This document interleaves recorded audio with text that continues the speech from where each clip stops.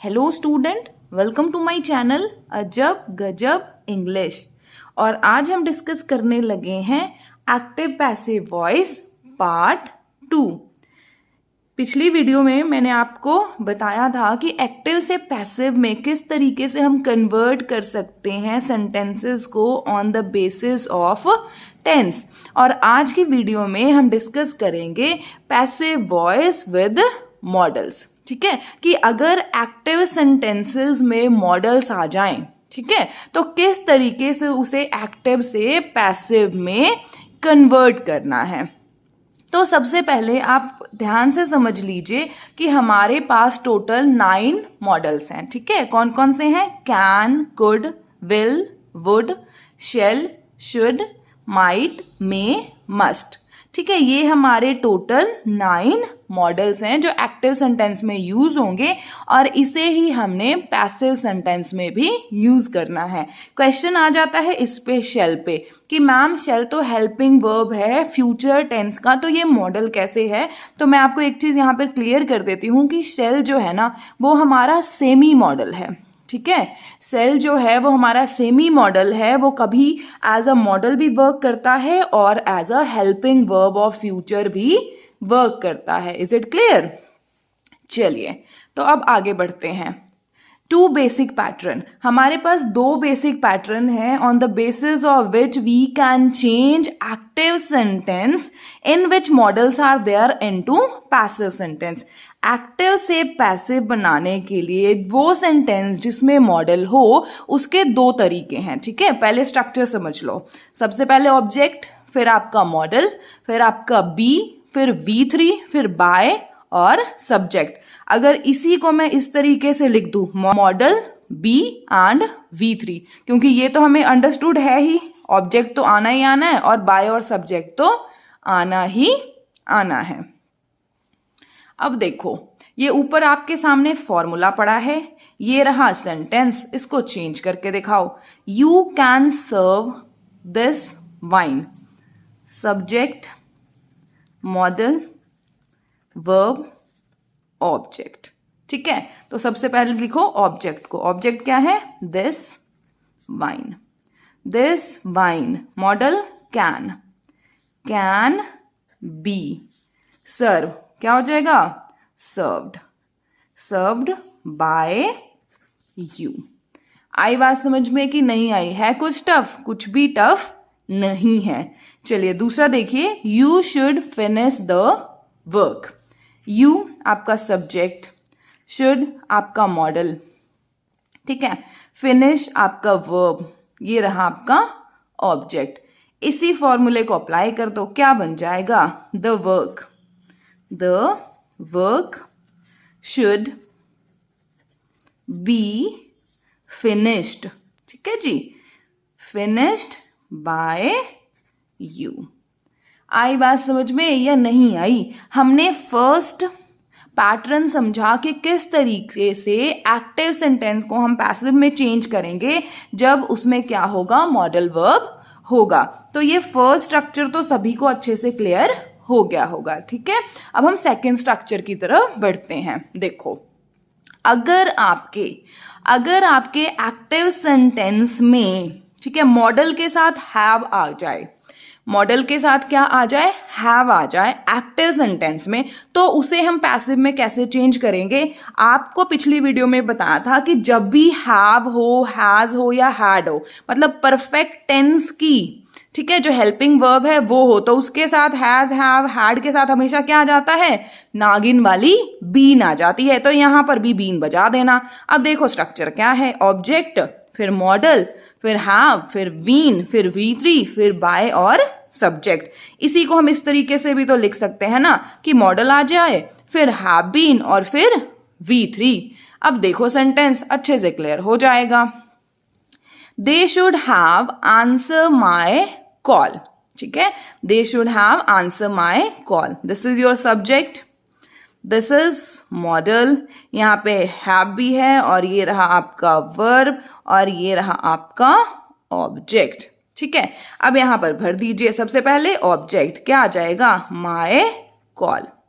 माई call, फिर model, model क्या है यहाँ पे, शुड, माई कॉल शुड, फिर हैव, उसके साथ क्या लग जाएगी, नागिन वाली बीन, my call should have been V3 answered, answered by them, ये जो दे था वो यहां पर देम में चेंज हो गया। दूसरा भी करके देख लेते हैं, they should have arrested the driver. आप सब्जेक्ट, मॉडल, हैव है यहां पे, ये हो गया आपका वर्ब और ये हो गया आपका ऑब्जेक्ट। कर दीजिए, सबसे पहले ऑब्जेक्ट, द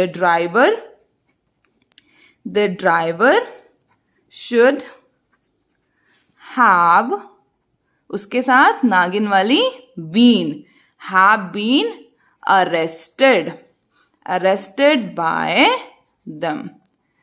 अब बताओ, है कुछ इसमें टफ? बिल्कुल भी टफ नहीं है। सिर्फ आपको याद रखना है, जब भी आपका मॉडल आएगा उसमें एक चीज आएगी, क्या, बी। आगे बात समझ में, मॉडल होगा तो बी, ठीक है। अगर सिंपल मॉडल है तो मॉडल प्लस बी कर देना, मॉडल के साथ अगर हैव है तो बी की जगह क्या कर देना, बीन कर देना जी, इसके सिवाय कुछ भी नहीं है। आई होप कि अगर मॉडल आ जाए किसी भी एक्टिव सेंटेंस में तो उसे किस तरीके से पैसिव में चेंज करना है आपको अच्छे से क्लियर हो गया होगा। कई लोगों ने कल मुझसे क्वेश्चन पूछा कि मैम किस तरीके से आप आई को मी में चेंज कर रहे हो, वी को अस में चेंज कर रहे हो। तो मैं आपको एक चीज बता देती हूँ, जब मैंने प्रोनाउंस करवाए थे आपको, तो प्रोनाउंस में जो पर्सनल प्रोनाउन, ये सारे हमारे पर्सनल प्रोनाउंस है ना, तो प्रोनाउंस में मैंने केसेस भी बताए थे कि ये है आपका सब्जेक्टिव केस और ये है आपका ऑब्जेक्टिव केस, कि जब हम, ठीक है, जब हम ये जो पर्सनल प्रोनाउन है उसको एज अ सब्जेक्ट यूज करते हैं तो ये होता है I, we, you, he, she, it और दे। लेकिन जब इसी पर्सनल प्रोनाउन को एज अ ऑब्जेक्ट यूज करते हैं तो आई किस में चेंज होगा, मी में, वी किस में चेंज होगा, अस, यू ही रह जाएगा, ही किस में चेंज होगा, हिम में, शी किस में चेंज होगा, her, it no change, they them में। और यही चीज यूज होती है पैसिव वॉइस में। तो इसमें बिल्कुल भी कंफ्यूज मत होइए, प्रोनाउंस की वीडियो देख लीजिएगा, अच्छे से क्लियर हो जाएगा। आई बात समझ में? हमेशा याद रखिएगा कि जब हम पर्सनल प्रोनाउन को एज अ ऑब्जेक्ट यूज करेंगे तो ये होगा, ठीक है। और एक्टिव में आप देख रहे हो ना, एक्टिव सेंटेंस और पैसिव सेंटेंस में क्या होता है, सब्जेक्ट, वर्ब, ऑब्जेक्ट, ये हो गया आपका active sentence, object, verb and subject, ये हो गया आपका पैसिव सेंटेंस। देखो, तो जब हम ये वाला सब्जेक्ट जो है एज अ ऑब्जेक्ट यूज कर रहे हैं इन द नेक्स्ट सेंटेंस, तो इस तरीके से यूज करेंगे पर्सनल प्रोनाउन को। I hope this is also clear. एक चीज आप यहां पर याद रखना हमेशा कि विदाउट ऑब्जेक्ट, ठीक है, विदाउट ऑब्जेक्ट ऑफ सेंटेंस, अगर किसी भी सेंटेंस में ऑब्जेक्ट नहीं होगा ना तो उसका हम पैसिव वॉइस नहीं बना सकते, उसे हम एक्टिव से पैसिव में चेंज नहीं कर सकते। देखो एग्जांपल देखो यहाँ पर क्या है, he is sleeping, sentence complete है, ठीक है, सेंटेंस कंप्लीट है, मीनिंग क्लियर है, बट यहाँ पर ऑब्जेक्ट जो है ना वो मिसिंग है। तो आप खुद बताओ इसे आप कैसे चेंज करोगे एक्टिव से पैसिव में। तो हमेशा याद रखिएगा कि विदाउट ऑब्जेक्ट जो सेंटेंस होगा उसे हम एक्टिव से पैसिव में चेंज नहीं करेंगे। आई बात समझ में? चलिए अब हम आगे डिस्कस करते हैं इम्पैरेटिव सेंटेंस के बारे में, ठीक है। तो क्वेश्चन आता है कि मैम इम्पैरेटिव सेंटेंस होता क्या है। तो इम्पैरेटिव सेंटेंस कौन से होते हैं, जो एक्सप्रेस करते हैं वो सेंटेंस जिसके थ्रू आपको ये लगे कि कोई कमांड दी जा रही है, कोई रिक्वेस्ट की जा रही है, या एडवाइस है, या डिजायर को एक्सप्रेस किया जा रहा है, उसे हम क्या बोलते हैं, इम्पैरेटिव सेंटेंस। तो अब हम सीखेंगे कि इम्पैरेटिव सेंटेंस को एक्टिव से पैसिव में कैसे चेंज करना है। तो हमेशा याद रखिएगा टू वेज, ठीक है, दो तरीके हैं टू चेंज इन पैसिव। अगर आपको इम्पैरेटिव सेंटेंस को एक्टिव से पैसिव में चेंज करना है तो दो तरीके हैं, ठीक है। सबसे पहला देखो स्ट्रक्चर यहाँ पे बनाया, उसके बाद हम सेंटेंस सॉल्व करते हैं। पहला स्ट्रक्चर क्या है, let plus object plus be plus V3 plus by और फिर सब्जेक्ट। अभी एग्जाम्पल दिखाती हूं, अच्छे से क्लियर हो जाएगा। ध्यान से देखो क्वेश्चन को, क्या लिखा है, डू इट। ठीक है, डू इट। तो अभी हमने स्ट्रक्चर देखा, क्या, लेट, फिर ऑब्जेक्ट, फिर बी, फिर V3, फिर बाय, फिर सब्जेक्ट। तो यहां पर देखो डू, ये तो आ गया आपका वर्ब जी, इट ये आ गया आपका ऑब्जेक्ट। अब क्वेश्चन आता है कि मैम सब्जेक्ट कहाँ है। अगर आप इस चीज को इमेजिन करो, अगर आप मेरे सामने बैठे हो, ठीक है, अगर मैं आपको कहूं डू इट, ठीक है, तो किसी ना किसी को तो इशारा करके या किसी की तरफ मैंने कोई कमांड करा होगा, उसके बाद ही बोला होगा ना डू इट। तो इसका मतलब क्या है कि सब्जेक्ट जो है ना वो कौन है, यू है। आई बात समझ में। अगर मैं आपको कहूं ओपन द डोर या शट द डोर, आप मेरे सामने बैठे हो तभी तो मैं आपको कह रही हूं ना शट द डोर। ऐसा तो नहीं है कि मैं हवा में बात कर रही हूं, भूतों को तो मैं कह नहीं रही हूं कि भाई दरवाजा बंद कर दो। अगर ऐसा हो जाएगा फिर तो मैं भी भाग जाऊंगी। आई बात समझ में। तो याद रखना यहां पर जो सब्जेक्ट है ना वो यू है, और यू हमेशा क्या है, हिडन रहता है। ऐसे ऐसे करके इसके ऊपर पर्दा लगा दो, ठीक है, पर्दे में रहने दो भाई, इसको मत अनकवर करो। तो जब इस तरीके के सेंटेंस हो, इंपैरेटिव सेंटेंस हो जिसमें सब्जेक्ट भी मिसिंग दिखाई दे रहा हो बट सब्जेक्ट हो, मैं ये नहीं कह सकती कि इसमें सब्जेक्ट नहीं होता, सब्जेक्ट हिडन होता है बट सब्जेक्ट होता है, तो उसे हम किस तरीके से चेंज करेंगे। ठीक है, ये रहा स्ट्रक्चर, भर दो। सबसे पहले लिखो लेट, लेट ऑब्जेक्ट क्या है, इट, लेट इट बी। ठीक है, उसके बाद डू का थर्ड फॉर्म क्या हो गया, डन, डन बाय यू। आई बात समझ में या नहीं आई। Let it be done by you, या आप इसे यहां तक भी लिख सकते हो, लेट इट बी डन। अगर आपने सब्जेक्ट को नहीं दिखाना, छुपा के ही रखना है तो ऐसे सॉल्व कर देना। अगर आपने सब्जेक्ट को दिखा देना है तो ऐसे सॉल्व कर देना। आई बात समझ में या नहीं आई। अब देखो दूसरा एग्जाम्पल, शट द डोर। ठीक है, इसका भी बना दो, क्या बनेगा, लेट, ये है ना आपका ऑब्जेक्ट और ये है verb, let the door be shut. ठीक है, let the door be shut. और अगर आपने दिखाना है सब्जेक्ट तो क्या आ जाएगा, बाय यू, और अगर नहीं दिखाना तो इसे हाइड कर देना। लेकिन दोनों ही केस में आपका सेंटेंस जो है वो क्या है, 110% करेक्ट है। आई होप कि आपको फर्स्ट वे कि किस तरीके से हम एक्टिव सेंटेंस से पैसिव बनाएंगे इंपैरेटिव सेंटेंस को जिसमें सब्जेक्ट भी मिसिंग होगा और you can say subject hidden होगा। पहला तरीका तो अच्छे से क्लियर हो गया ना।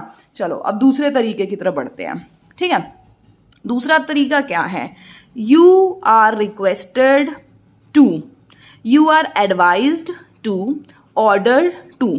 या तो आप सेंटेंस स्टार्ट करो यहां से, उसके बाद सेंटेंस एज इट इज, और जो रिमेनिंग सेंटेंस है ना, जो क्वेश्चन का सेंटेंस है, उसको वैसे ही छाप दो। यहां पे देखो, यू आर रिक्वेस्टेड, ये V3 है, एडवाइज्ड फिर से V3 है, ऑर्डर्ड फिर से V3 है, जैसे यहां पर क्वेश्चन है ओपन द डोर। आई बात समझ में, ओपन द डोर। तो यहां पे क्या होगा, कहीं ना कहीं यू छुपा होगा जिसको मैं कह रही हूँ भाई ओपन कर दो डोर को। तो क्या हो जाएगा, देखो यू आर रिक्वेस्टेड, या तो रिक्वेस्टेड कर लो, ठीक है, अगर फ्रेंड सर्कल में बैठे हो, ठीक है, या आपसे कोई बड़ा है, और अगर टीचर किसी स्टूडेंट को कमांड दे रहा हो तो क्या करेगा, यू आर ऑर्डर्ड, है ना, यू आर रिक्वेस्टेड टू या फिर ordered, you are ordered to या रिक्वेस्टेड टू, क्या रिमेनिंग छाप दो, ओपन द डोर।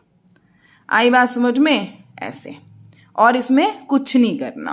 अब दूसरा एग्जाम्पल भी देख लो, डू इट, मैंने ऊपर भी डू इट लिया था, यहां पर भी डू इट, तो यहां पे यू छुपा हुआ है, तो हम क्या करेंगे, देखो यू आर, एडवाइज लगा लेते हैं भाई, क्या दिक्कत है, एडवाइज्ड टू डू इट, बस हो गया सॉल्व। अब ये देखो नेक्स्ट है क्या, shut the door, you are ordered to, you are requested to, you are advised to shut the door। है आसान कि नहीं है, कुछ लग रहा है आपको इसमें टफ, बिल्कुल भी नहीं लग रहा होगा। तो इस तरीके से आप इंपैरेटिव सेंटेंस जिसमें सब्जेक्ट हिडन हो उसको एक्टिव से पैसिव में चेंज कर सकते हो। बस ट्रिक समझ लो, बहुत आसान हो जाता है चीज़ें। इन्फिनेटिव वर्ब्स, ठीक है। इन्फिनेटिव वर्ब्स कौन से होते हैं? 2+V1, ठीक है। जब भी कोई सेंटेंस में 2+V1, ठीक है, इन्फिनेटिव वर्ब आ जाए, ठीक है, तो उसको किस तरीके से आप एक्टिव से पैसिव में चेंज करोगे ना, वो कर लो। अब देखो, एक्टिव में 2+V1 होगा तो यहाँ पे क्या हो जाएगा? 2+B, BEB plus V3। Passive sentence है, इसका मतलब ही है यार V3, ठीक है। अब देखो, ये रहा आपका स्ट्रक्चर, ये रहा आपका स्ट्रक्चर, इसी के बेस पे यहाँ पे सॉल्व कर। देखो, I have to do this work, ठीक है, ये रहा सब्जेक्ट, हेल्पिंग वर्ब, ठीक है, ये है आपका इन्फिनेटिव, दिस वर्क ये क्या है? ऑब्जेक्ट। तो सबसे पहले हम ऑब्जेक्ट लिखते हैं ना, तो लिख दीजिए this work, this work. Have है तो यहाँ पर दिस वर्क, एक वर्क है तो क्या आ जाएगा? Has. This work has, this work has to be, do का क्या बन जाएगा? डन, डन बाय मी, ठीक है। This work has to be done by me. हो गया कि नहीं? है ना आसान। चलो दूसरा एग्जाम्पल देख लो, और अगर कंफ्यूजन होगी तो क्लियर हो जाएगी। देखो, I want to buy a book, subject, helping, sorry main verb आ गया ये, आई वॉन्ट, ठीक है। टू बाय ये आ गया आपका इन्फिनेटिव, बुक ऑब्जेक्ट। अब ये देखो, ये कौन सा टेंस है भाई? सिंपल प्रेजेंट टेंस है। कौन सा है? सिंपल प्रेजेंट टेंस है। तो सिंपल प्रेजेंट टेंस का हेल्पिंग वर्ब क्या होता है? क्या होता है? इज एम आर ही तो होता है। तो चलो सबसे पहले लिखो a book, a book is to be bought, bought by me. I want to buy a book. A book is to be bought by me. To be और V3। अब आप खुद बताओ, है मुश्किल? बिल्कुल भी मुश्किल नहीं है। Of tense and on the basis of models, on the basis of imperative sentence या फिर आपका infinitive अगर verb आ जाए तो किस तरीके से चेंज करना है आपको अच्छे से क्लियर हो गया होगा। एक चीज़ मैं यहाँ पर ना आपको पॉइंट्स बना के दे देती हूँ, हमेशा याद रखिएगा। एक्टिव सेंटेंस और ये रहा पैसिव सेंटेंस, ठीक है। एक्टिव सेंटेंस में अगर V1 के साथ ING आ जाए तो यहाँ पे ऐड कर देना बीइंग। आगे बात समझ में, चाहे वो प्रेजेंट हो या पास्ट हो। अगर आ जाए हैज हैव, ठीक है, हैज हैव, या फिर आ जाए हैड, तो यहाँ पे ऐड कर दोगे आप क्या? बीन, ठीक है। आई बात समझ में। अगर आ जाए मॉडल, ठीक है, तो यहाँ पर क्या आ जाएगा? बी, ठीक है। मॉडल आ जाए तो क्या आ जाएगा? बी। और हमेशा वर्ब की क्या होगी यहाँ पर? Third form. इसके सिवाय कुछ भी नहीं है। मॉडल के साथ हैव आ गया तो, मॉडल के साथ हैव आ गया तो हैव के साथ हमेशा क्या आएगा? बीन। बस ये इस चीज़ को याद रखना, हमेशा पैसिव सेंटेंस में V3 का ही यूज़ करना, ठीक है ना, हमेशा V3 का यूज़ करना। तो this is all about your active and passive voice.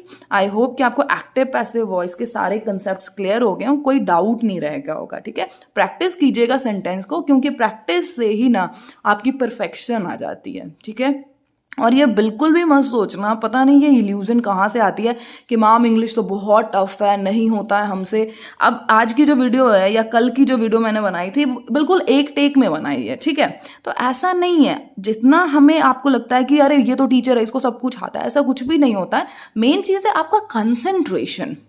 जरूरी नहीं है कि आप 8 घंटे बुक्स लेके बैठो तभी आप पढ़ सकते हो, 1 घंटे पढ़ो, लेकिन अपना कंसंट्रेशन जो है ना, प्रेजेंस ऑफ माइंड जो है वो इस पे रखना, अपनी स्टडीज पे रखना, तब आपको हर चीज़ ना क्लियर हो जाएगी। रटने की कोशिश मत करना, अगर आप क्राम कर लेते हो ना बहुत इजीली भूल जाओगे। कंसेप्ट्स को समझना, बस वर्ड्स के साथ ना, कभी इधर से इधर कभी इधर से इधर, वर्ड्स के साथ हमें प्ले करना और कुछ भी नहीं करना। आई होप कि एक्टिव पैसिव वॉइस आपको अच्छे से क्लियर हो गया होगा। अगर आपको लगे कि आप मेरे चैनल पर आए, आज यहाँ से आपने कुछ सीखा, तभी मेरे चैनल को लाइक शेयर और सब्सक्राइब कीजिएगा, अदरवाइज नो नीड, क्योंकि टाइम आपका है, टाइम बिल्कुल ख़राब मत कीजिएगा। Thank you so much.